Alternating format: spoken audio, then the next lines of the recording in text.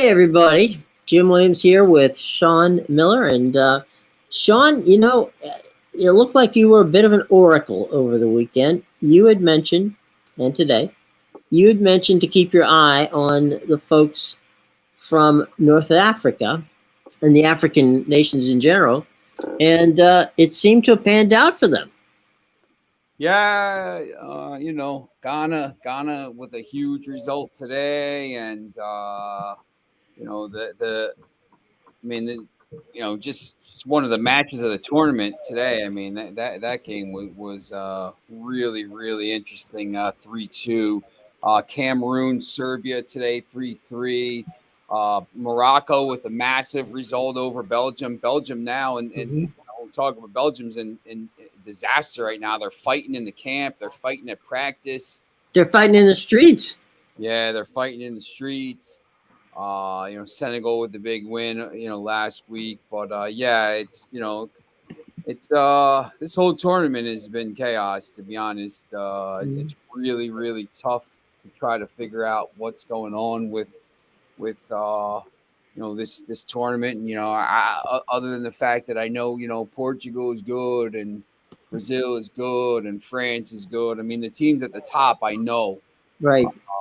The teams, that are going to make up the other part of the bracket there, the 16, it's still tough to figure out. So, yeah. Some very good information that came across, and we're talking now that there was the England-USA game set a record for the most watched soccer game in the history of the United States, with 20 million watching that game. And consider the fact that it was a 2:00 start. That definitely does bode well. And then let's follow up with, and by the way, that doesn't count streaming or secondary watching. Okay, yeah, so yeah. that's I was at a party with 40 people there. So right.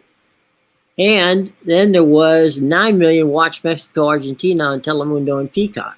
So, we keep talking about people, watching soccer and enjoying it. And, it is become that 20 million, for instance, on Friday, absolutely crushed any college football game that was played on Friday, and rivaled some NFL numbers, on the weekend. So without any question, I know it's a World Cup, but still, if you factor in what's happening with the Premier League and others, the Champions League, there's numbers that are building, and you can't. It's undeniable that soccer is getting good numbers. Yeah, look, I mean, the old school guys don't want to hear this stuff about, soccer. Look, where we're at in this country right now and what's going on ahead of the World Cup in 2026, soccer right now, Premier League, World Cup, Champions League, all this stuff, I would argue that the only sports that are ahead of it right now are football, college and pro, and, college basketball. These games regularly get better numbers than NBA games do, than baseball games. Baseball, I think, is probably the way it is. Baseball, baseball needs to make some drastic changes over the next couple of years, or they're going to lose the average age of people watching the sport is creeping up. 50 to dead. Yeah, it's just too slow. I mean, these games, even here with the added time, it's 2 hours. Hour and 50 minutes. Baseball, these games can go on for 4 hours, 3 hours. I mean, I used to watch Greg Maddox pitch 2 hour and 15-minute games. Those guys are long gone now. I mean, these games are if you want to try to watch a baseball game, you want to go to a bar and watch a baseball game, you're sitting there for 3.5 hours. I mean, who's got time to sit at a bar for 3.5 hours? So yeah, I've kind of gotten to the point where, and I'm not gonna, I'm a baseball fan. Okay, I'm not gonna lie. I played in college. Yeah. Yep. Yeah. So I'm a fan, but you know what I've done? I've taken to listening to the games on the radio and then watching a movie or watching a TV show or watching something else, because I grew up listening to them on the radio anyway. Yeah. Because that was something I could do while I was studying or whatever. You couldn't watch every baseball game, and I prefer, frankly, if you got some outstanding announcers, you got some good ones there in Philadelphia. Yes. They do a good job on the radio, and the radio guys they paint a very good picture. I don't necessarily, I've been following baseball long enough to know what's going on, so I don't really need all the stats and things that are thrown up on the screen for you. So, but back to your point, right now, only the NFL consistently beats the ratings on soccer in the Premier League and in the Champions League. And consider the fact that the Premier League games are on in the mornings, on the weekends, and then the Champions League games are in the afternoon during the weekdays. So, those are not prime times for people to watch, and yet they go out and they still watch. And I think that's why streaming has become very important, because you can watch it at work, you can watch it on the train, coming home. You can even just leave it, if it's on your phone. I've done this myself, in the car. Okay, well, I can't watch it because there'll be accidents, but I can certainly listen to it. You talk about TV. I mean, you can watch it whenever you want now. That's the thing. So I can watch and you can watch the replays. So there's all that as well. So I do think that this tournament has done, because it's, we talked about the timing, because it happened in November when there is holidays and there's some downtime where you can watch some things. It's been a really big boost for soccer. Yeah, it's 100%. I think this is going to change a lot of perceptions and people, something like the 94 World Cup did. But, now there's this, once again, you said like the streaming stuff. I mean, there's just so much. As soon as this World Cup's over, there's the games go right back into full swing too. There's no lull. Sometimes after the World Cup, you got that month and a half lull.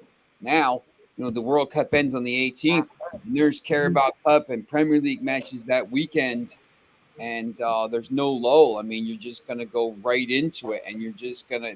I think you're gonna retain a lot of the audience here. I mean, look, people will watch it anyway, but people like Mark Eckel, who kind of when he took over at Trent Catholic, wasn't the biggest soccer fan in the world, but he says the same thing. Look, I mean, if Manchester United game is on 10 o'clock, by 12 o'clock you're out the door and you're ready to go, on a Saturday and do your stuff. I mean,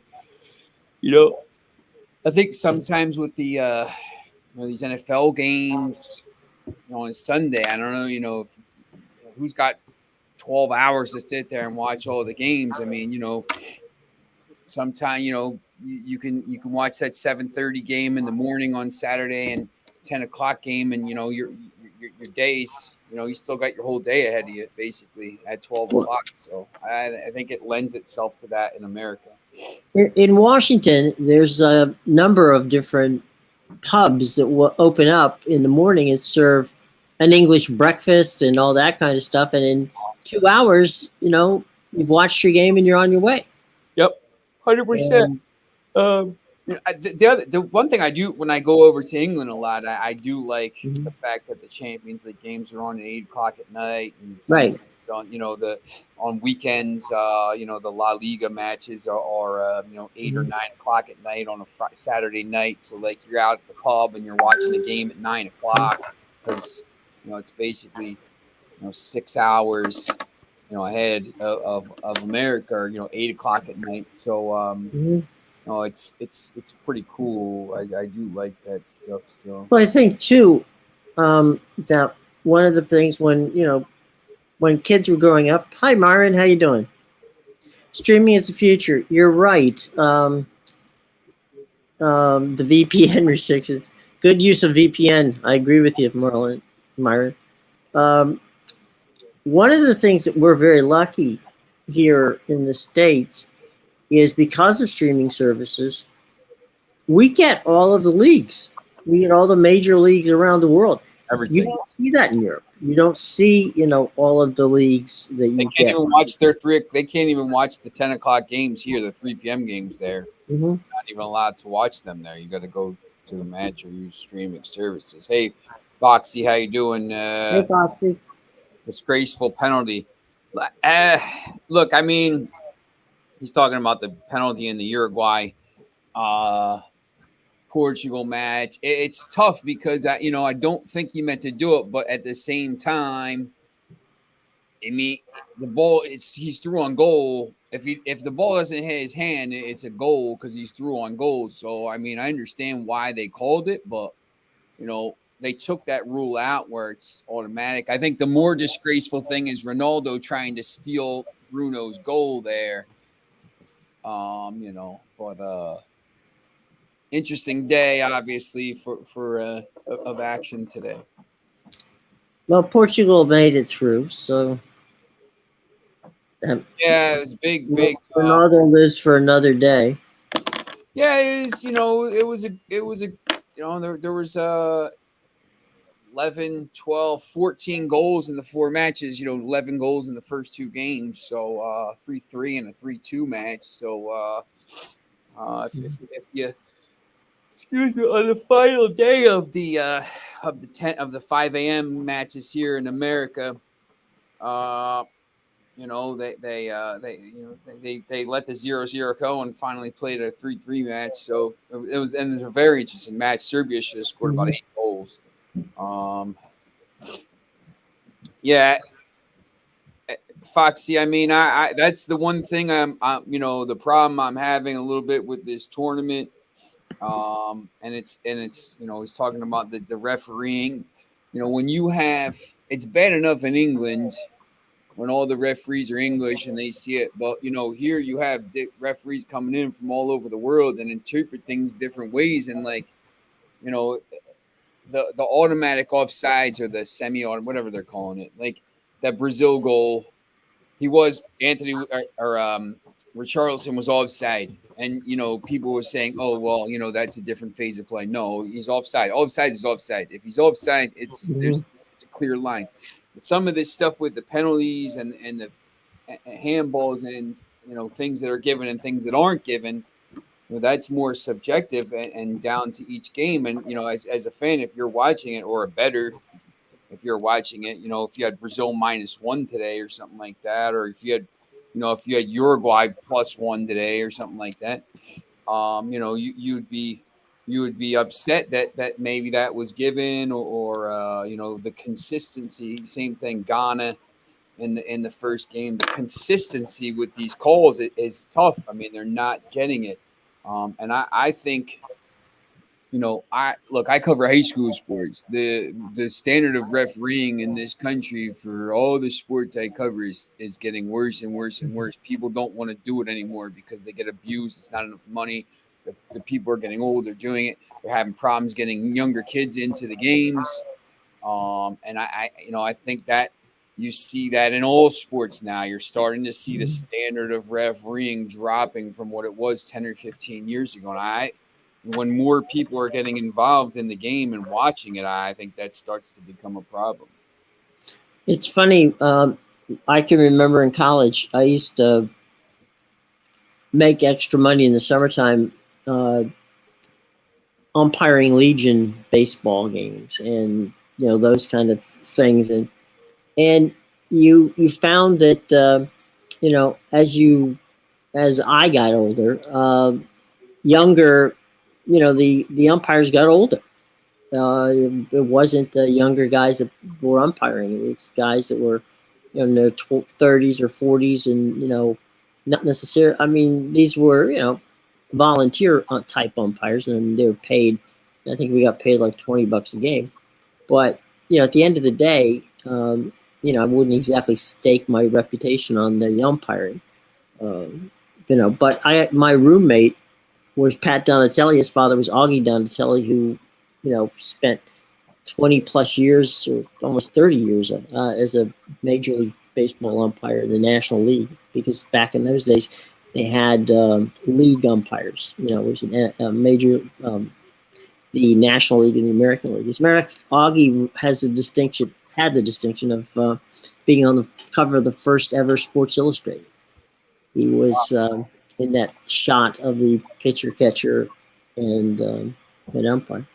But I digress. Tomorrow, we get to see a bunch of different things.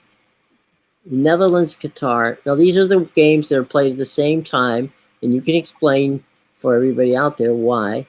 You don't want to get to a point where one side sees what the other side is doing, so they can either coast and rest or panic, one of the two. And it's not like people don't have access to find out what the scores are whenever the games are going on. But in theory, it's a good idea. Yeah, that's right. Yeah. And tomorrow starts the first. So now it's 4 days of 10 a.m. and 2 p.m. games. Games have to be concurrent from the same group, so there's no shenanigans. So you're going to have 2 games at 10 and 2 games at 2. So you need the multi-TV setup there to watch the other games. Right. And, in the case of the United States fans, we all know it's Iran, and Wales and England play, up first on FS1. That should read 2 p.m. is Fox tomorrow. FS1 is Fox for Iran, U.S. FS1 is Wales and in England. So yeah, Foxy says you'll miss the 5 a.m. games. Yeah, it's I'm not going to miss getting up, but yeah, look, I think that was one of the cool things about the tournament that first week, and it's amazing. Like, I remember saying it. I got to get through that first week of those early games, and it's crazy. We're already into match day 3 now. You're already through 2 group day matches for all the groups. So basically, there's only 4 days left of the group stage, and then it's knockout stage, and then and the tournament's halfway over. How do you think Qatar has done so far with with their keeping hosting the cup? Look, I mean, the thing is, like, all the stuff beforehand and all the stuff that's not the actual soccer is like, right.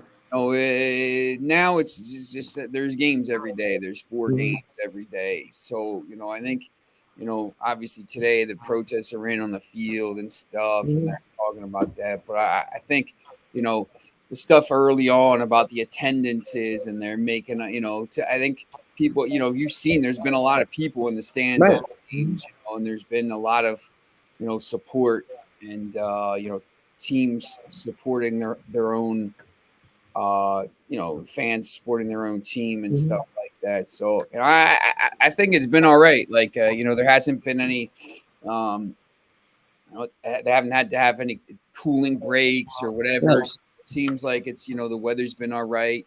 The stadiums obviously have been working with the air conditioning and stuff. You don't hear too much about that stuff. I mean, obviously there's all this stuff going on with people. Iran and U.S. and they just the reporters always want to ask like these people about like political stuff, and it's just like if it was me and I was playing, I mean I'm I know a lot about a lot, so like I could talk about it, but I'd be like, look, I'm just like I'm gonna focus on my match. Like I'm not really. Well, I mean, look at the geopolitical situation with regard to Iran and the U.S. right now is pretty amazing, but that is not what goes on the pitch tomorrow. to soccer games. Iran is not thinking about their nuclear plan while they're playing soccer, and the U.S. is not thinking about how best to sanction them. I mean, this is sports. Politics, to an extent, always enters into sports, but never once the game is started. I mean, I'm a political science major, obviously, and Foxy, they've done all right. All things considered, the negatives have been the Yeah, me too. media. Yeah, 100%. I obviously everything is politics. It's it's strategic strategy and geopolitics and all this stuff. But at the end of it, it's just you try to just for me. I mean, I just want to watch and talk about a game. Like I want to watch and talk about soccer and not worry about all the rest of this stuff. Not worry about nuclear war and this stuff. And it's just sometimes you just you can't get away from it. And it's just I've seen some stuff, in some of the press, and you're just why are you, it's just I know it's I'm in the press, I'm a media person, I write, I'm in TV, I do this stuff, I understand it, but at the same time, at some point I just want to watch the games, I just want to talk about the games, I want to break down the games, I want to see all the stuff happening, and it's just sometimes you just see other people are just involved in trying to be the woke or the right or the left or the whatever it is, anything, it's all both thing, and just look, just talk about the game. That's just me. I know other people, like I said, the situation, imagine ITV and BBC channel telling you about the issues with human rights, and then a commercial break, visit Saudi Arabia. That they take the money. They don't have any trouble doing that. I mean, does Qatar's political issues bother me? Yes. Did did anybody pick up the phone and ask me if I wanted the World Cup to be in Qatar? No. So I'm sitting here watching a game, and tomorrow, like I said, I don't think that once the two teams kick off and get ready to play, that either side is going to be worrying about anything other than winning. I mean, that's 100%. I mean, and obviously want US to win that game. And look, I mean, once again, I'm as a political science major and someone who, studied politics and all this stuff that goes along with it. It's just, Myron's talking about, empty gestures. People, reporting, if the people, the problem is to me, they don't ask the people. There's all these people from all over the world at the World Cup here. From, you see all these fans from Brazil, and you see, they don't ask them about you never get that interview about what's it like here? It's awesome. I love it. I'm having so much fun watching the team. We're playing well. We're doing whatever. It's the village is so much fun. I've met so many new people here from all over the world. We're interacting with all this stuff. You never get that stuff. You never get those sides of it. And when I always go to events around the world and stuff, and I always meet new people, and then you hang out with whatever, and you get to try new food, and you get to do. Look, people are complaining. They're like, oh, this chicken thing at the thing is $16. It's the World Cup. You're not going to a game at Mercer County Park, a Sunday league game. You're at the World Cup finals. If you're going to the World Cup, you should already know this stuff is going to be expensive. That's just part of it. It's like going to the Super Bowl. And all the food, it's like $50 to get into the Super Bowl party. Well, yeah, it's the Super Bowl. Of course it is. Or you go to the NCAA basketball final. Oh man, it's I had to trade when I saw North Carolina beat Michigan State in 2009. I had to trade like 2 tickets to get 1 ticket in like the 30th row down with all the North Carolina. And the tickets were going for like, $1,000. Well, yeah, Right. it's like if you want to go, spend the money. If you don't Right. want to go and spend like nobody's forcing you to go and spend money. But like if you're there and the thing, it's part of the thing. You're going to spend money. Like Right. I can't like all that stuff. It's just like people sitting in an office somewhere, 1,000, on the other side of the planet, complaining that the price of a hot dog and Qatar is like $10. Well, like how about the price of gas, right? Like people Right. just. It's just like people are just complaining. And look, I know the news sometimes has a tendency to be negative and stuff like this, and they're trying to find the stuff. But like, for every negative, you could find 5 positives if you wanted to. Right. I mean, look, the other part of your point is, and I've been involved in 22 Super Bowls. And, the first thing out of everybody's mouth is there's a hotel room that probably goes for $125 a night. It's going for $650 a night. And my point to them is, at the end of the day, one of the things that World Cup is that the Super Bowl isn't, okay? The Super Bowl is one game, one day, okay? Yeah. Most of the people who go to the Super Bowl get in that building because of sponsorship of something, of some sort. There's very few average fans that get to go to the Super Bowl. Yes. That's not the case in World Cup. That's not the case in World Series or in the NCAA tournaments or NBA or NHL playoffs. Okay, fans get to go to those games. But when you go to World Cup, like you said, it's expect to pay a premium on everything because it's look at the first word of the tournament. It's the World Cup. It's not Charlie's Cup. It's not England's Cup. It's the World Cup.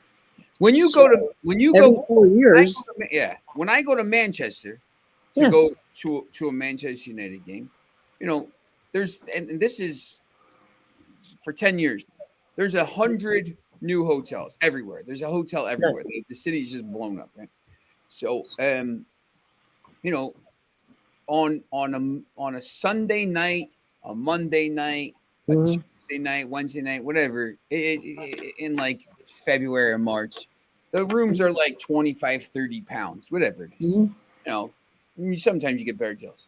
The night before a Manchester United game, the hotels are like 200 pounds. Right. It is what it is. But like people are like, man, I can't 100 years ago when I went, like I'd stay with my friend or whatever. Like now, when you average it out over 7 days, it's like 50 pounds or whatever. But like, people like complain about it. I'm like, how long? I bet restaurants and bars that you will go to before and after where you're not paying any more than you would under normal circumstances because you've been there and you know the territory. If you're a tourist person who just shows up, you're not going to know that. Yeah, exactly. Yeah, it's just any big, Foxy, that's just life. Any big sport event, even things like Carnival over here, go up in price times 4. Yeah, look, I mean, it's just the way it is. People are criticizing this. I mean, it's in the middle of the desert. Like people are not like, they're there for the other thing with me is like a lot of times when I go, like, I'm not really in my room. Like I'm walking, I'm doing stuff. Like I sleep in there or whatever. It's raining in Manchester, but like if I'm in Barcelona or something like that, I'm out doing things. Like I'm not really in my room that much other than to shop.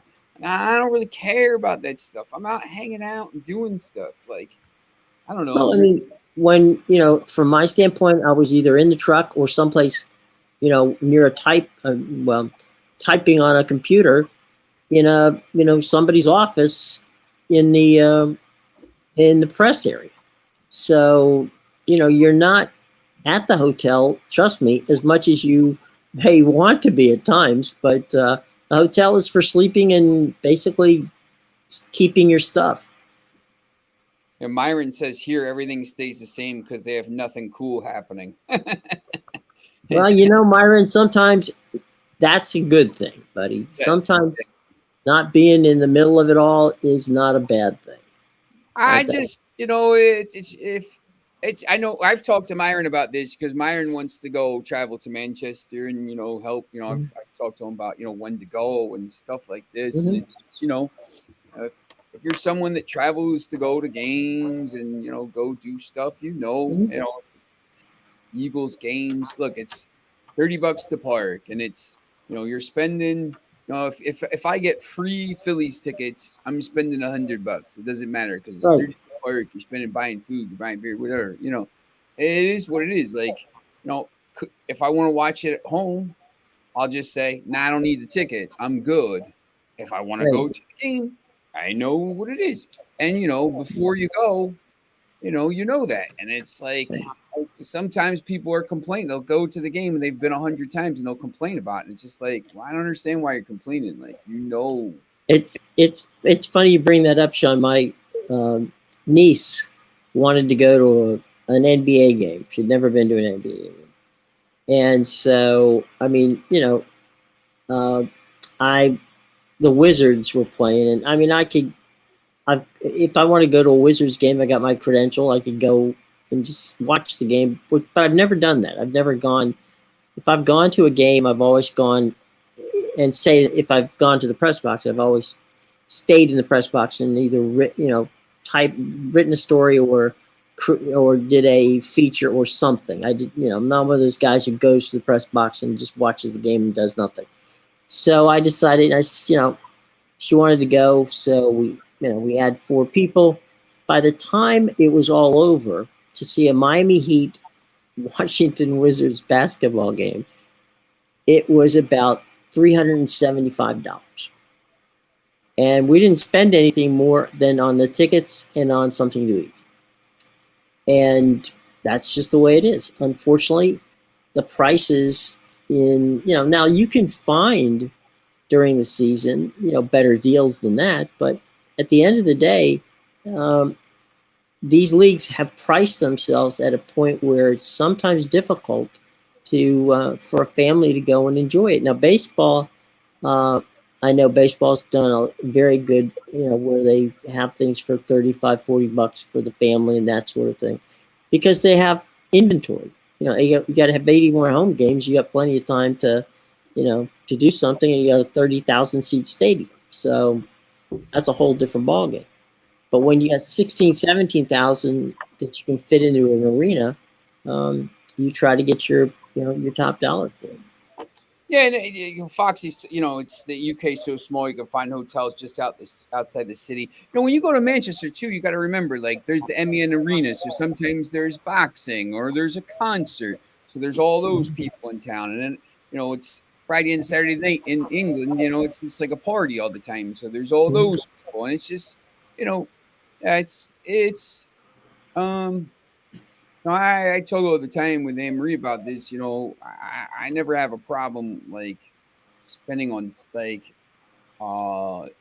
experiences or food or like things. It's just like that kind of stuff is like life experiences, going to do stuff. I always think that's part of life. To be honest with you, it's just especially after COVID when for 2 years, a year and a half, you couldn't do anything really. For 2 months, I was basically locked in my house because she was essential and I had to stay home every day. So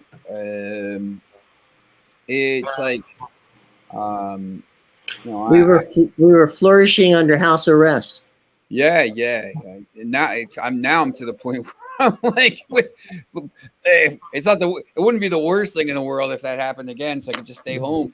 It's during the World Cup or whatever. But yeah, look, I mean, it is, it's the same thing. You got stuff all the time with do I want to go to Philadelphia?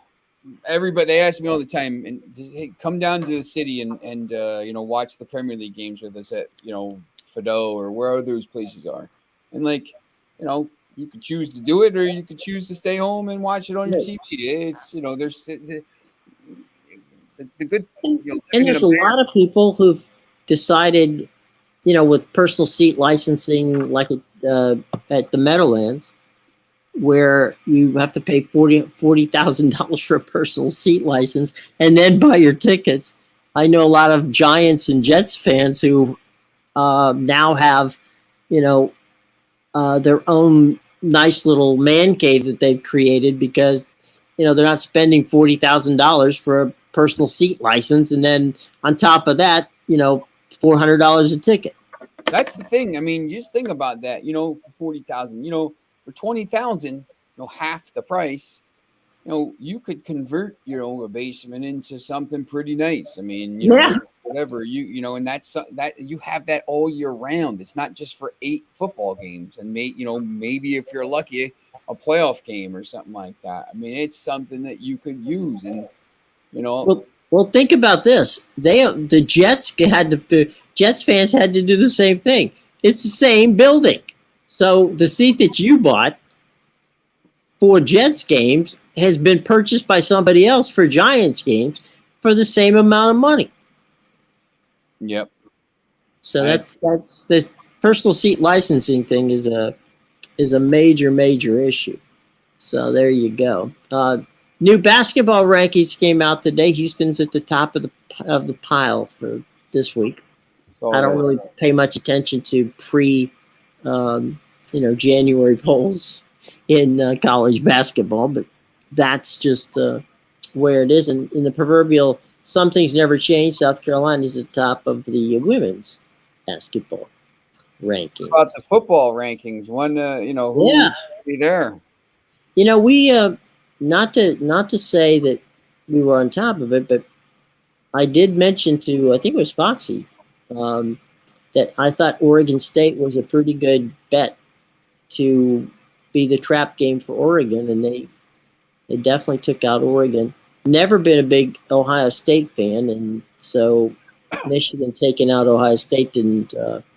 And please, is Caleb Williams not the Heisman Trophy winner? And please don't keep pushing.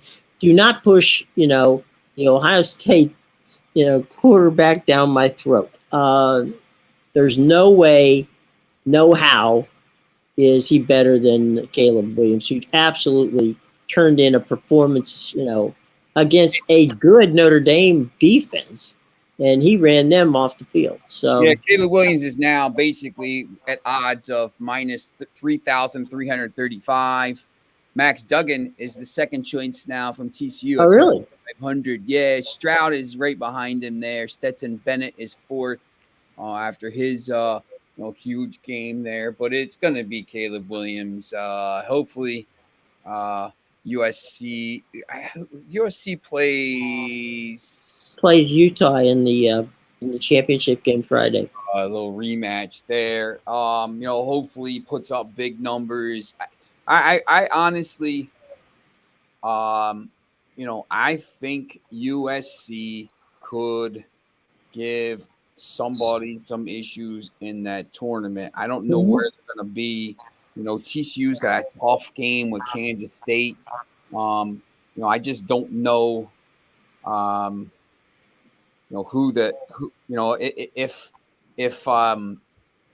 If TCU loses, who's the fourth team?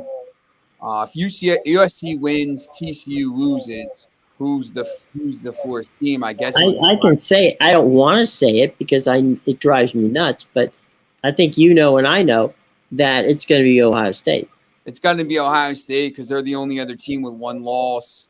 I mean, look, if TCU loses, they're gonna be Ohio State. Then it would be USC versus Michigan and Georgia versus Ohio State. I think USC has a chance. I took USC before the season at plus 4,000. I thought they had a chance this year. The coach is awesome. The playmakers are Yeah, awesome. Lincoln Riley. I still don't know if they're going to be able to score enough, defensively to stop, Georgia. Michigan's obviously very good. If that scenario came about that you were talking about, right? I would not. I would love to see an SC Georgia championship game. To me, that would be fantastic. Yeah, I mean, to be honest, hopefully Georgia wins. Oh, it doesn't really matter. Georgia's getting in. Michigan wins, TCU wins, USC wins, and I think if you have Georgia, Michigan, TCU, USC all winning, and that's your top four, all conference champions of different leagues. Then you Right. can't. Nobody. Ohio State can't say anything. Listen, you lost. You didn't win your championship, and you lost to Michigan. Alabama can't say. LSU's out now because they had 3 losses. Anybody else? Clemson's gone. Yeah. Anybody else has 2 losses. They can't. Nobody like you can't put Alabama in there at 10-2.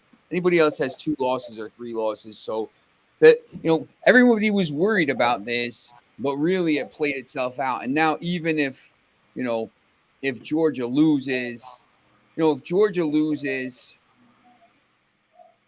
and Michigan loses and TCU loses, if they all lose, I still think, at one, and USC wins, obviously. If USC loses, they'd be out because then you'd put all the teams with 1 loss in. So either way, it's going to work itself out. So, if they all win, if someone slips up, Ohio State will probably jump in. If nobody slips up, it's the proverbial all of them have it in their own destiny to decide what to do. I mean, you go out and win the game, and then you don't have to worry about it. Foxy, the people that make these football lines are very good, man. That every 20 plus 22.5, but you won by half a point, so it's cash money.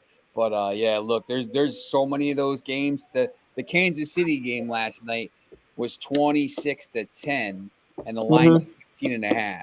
Like the people that make these lines are ridiculous. They're very, very good, especially in the NFL. Keep an eye out for Deion Sanders, and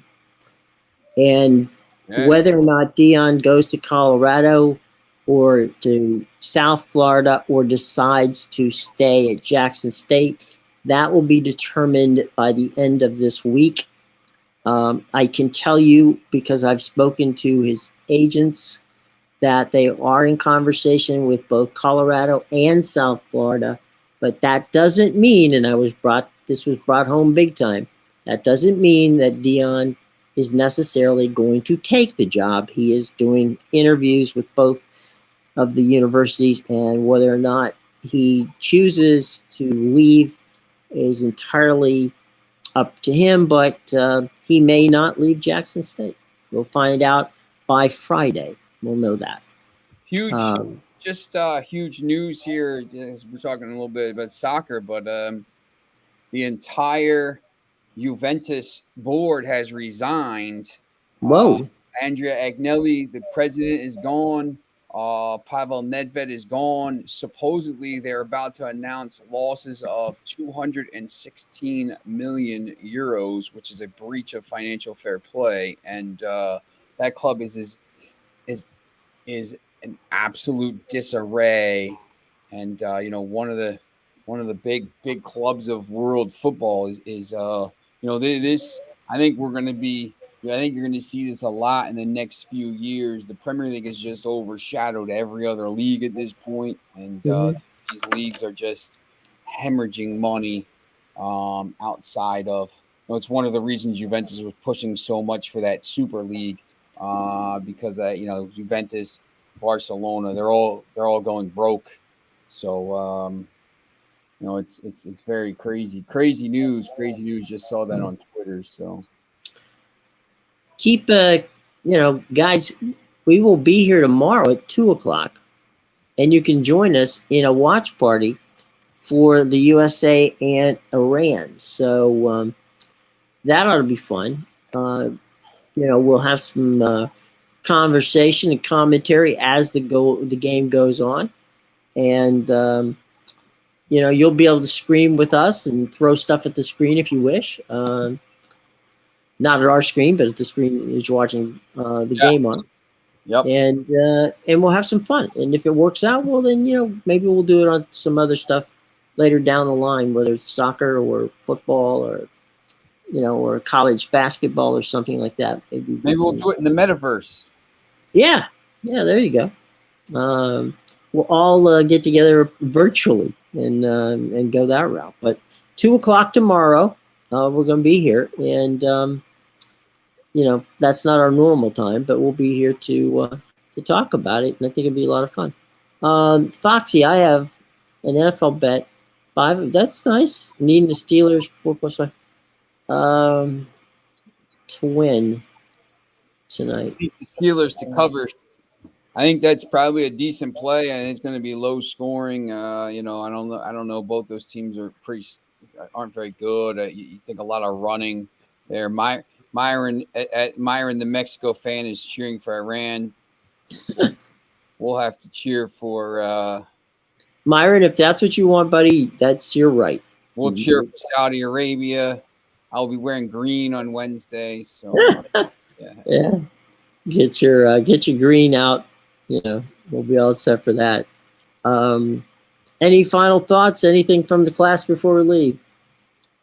No, I think another great day of games, and now you get to these third games, and it's win or go home basically for a lot of these teams as well. The round of 16 starts on Saturday, but this is now win or go home for a lot of teams. It's, US being one of them. So now, is it in the case of Wales, they would have to beat England by 4, right? Is that the I think there's another way they could get in if